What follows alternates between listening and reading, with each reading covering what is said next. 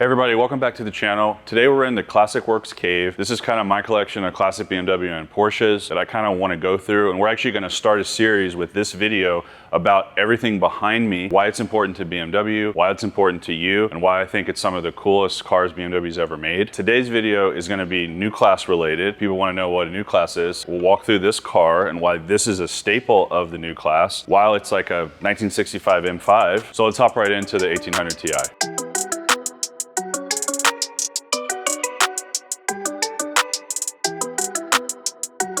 This is a 1965 1800 Ti, the new class style of cars, which this is a four-door. I know from the front here, it looks like a 2002. It's actually a four-door sedan. These were introduced in 1962. And in 62, there was really nothing on the road like this. It's a luxury four-door sedan with performance suspension, performance engine. Before this, in the 50s, BMW made a 502 sedan, which is like a big body sedan. It's a huge car, very like soft, very just a cruiser. They also made the Isettas, a lot of people are familiar with. One of the cars they made, which was on the sporty side, was the 507. Elvis Presley had one. It was a very expensive car in the time, and it was a very limited car. Those cars are worth upwards of $1 to $2 million these days because there just wasn't a lot of them made. As far as a sports car in the 50s, that was pretty much what was going on with BMW road cars. There was a crisis in the 50s. BMW was not doing well. In 1960, they had a big investment from a German family. They started going to work on what would make something new and what would fit the BMW model. This is what they came up with. So 1962, they had the 1500, which kind of looks similar to this, but it was a 1.5 liter, and that was the introduction of the M10 engine. And then they slowly moved into a 1.6, which was the 1600 model. Then they moved into an 1800 model, which was a 1.8 liter. Once these cars were competing, people were having more fun with them sports-wise, they came out with the 1800 Ti.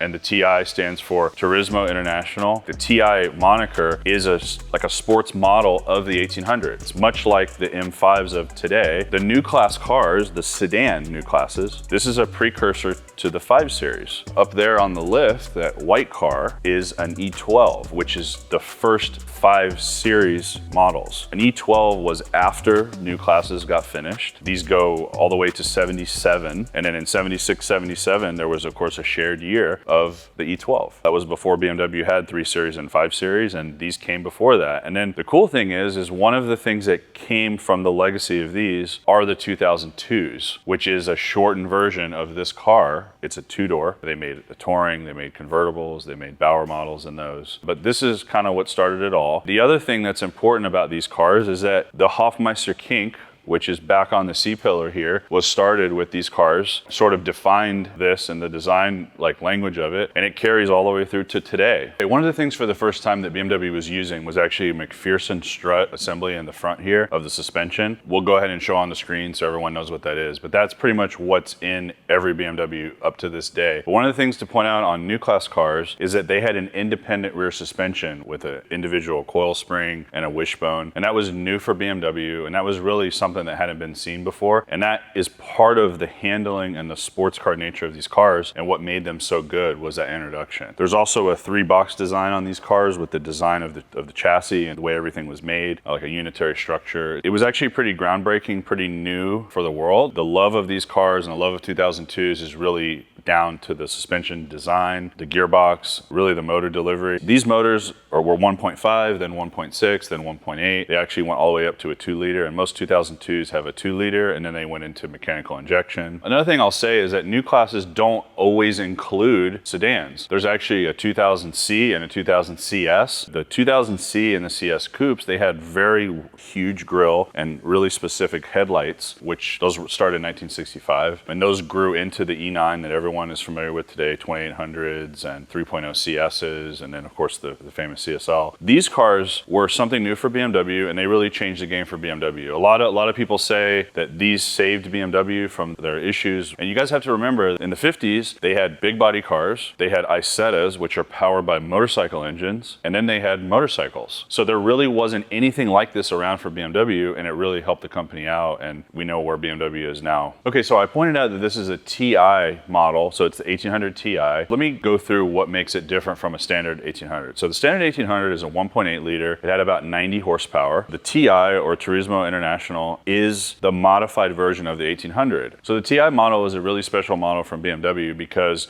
the Ti part of it was developed by Alpina. So these cars actually have a dual side drift Solex carburetor. They have a higher compression piston, which ends up making 21 horsepower. So these were 110 horsepower from BMW, which the original 1800s had about 90. 20 horsepower doesn't seem like a big deal, but in a really small car like this, in 1964 was a huge deal. It's really cool because back then Alpina was a separate company from BMW. They just worked a lot. It was actually the pre-M division because there wasn't an M division then. They were asking, how can we make this car better? And of course, Alpina's right there and they said, well, we know exactly how. The other cool thing is there's actually a model that's more rare than this because there was about 21,000 of these made. Believe it or not. There was a lot of these made back in the day, but there was a model that was a homologation special model, which is the TISA or the TISA model that was for racing. So in order to buy the car, you had to be a race car driver, you had to be a race team, but it was a similar car. Those actually had Weber 45 side drafts. Those had higher compression motor. They had a 5-speed Getrag transmission.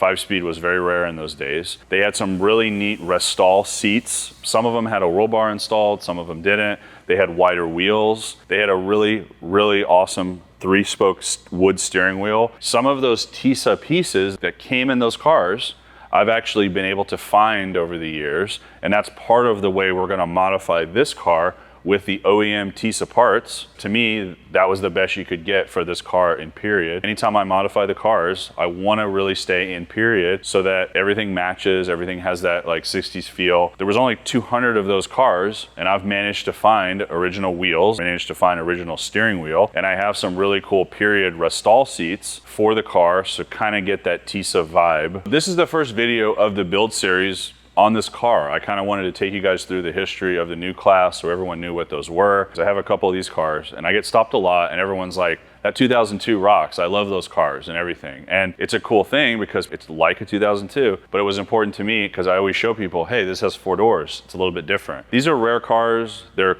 in my opinion, underappreciated. There's a few people, and they know who they are in the US, that have some of these, that have always had these cars. So that sort of wraps the history of the 1800 and kind of the special, neat little histories of these cars and how they relate to today. In the next video, we're gonna talk about the history of this particular car, why it looks like this, what I'm keeping that's original in this, and what I'm changing. I mentioned the TISA parts, but also some of the original parts and some of the original stickers and some of the cool stuff about this car that makes it original, and why it's important to me that original cars are kept original and kept as a preservation car, and when I decide to fully restore a car or drive it like this, and why I can't keep anything stock. Stay tuned to the next video. Make sure you like and subscribe to the page. We'll see you next time.